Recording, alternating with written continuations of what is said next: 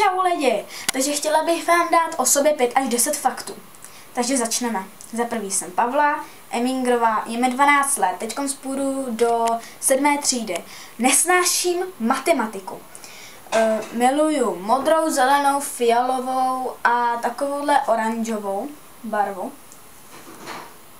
Mám nové 2 bejsky, takže tuhletu, pak mám ještě takovou růžovou New York.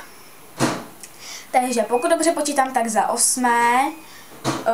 Mám 3 ségry, nejstarší je 18, tý druhý je 17, pak jsem já samozřejmě a pak mám tu nejmladší ségru a ty jsou 2 roky a teprve teďkon půjdu do školky. 9. fakt, skoro každý den si dávám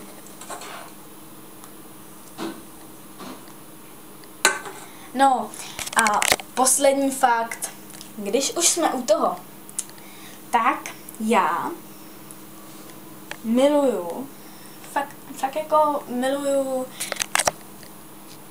zrovna tyhle ty žlutý, ale pak miluju z Lidlu takový fialový. No a teď už fakt, ten 10. fakt, pletu tyhle ty náramky a pletu i pandy a takovýhle.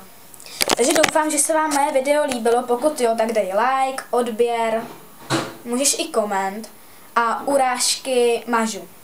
Takže čau.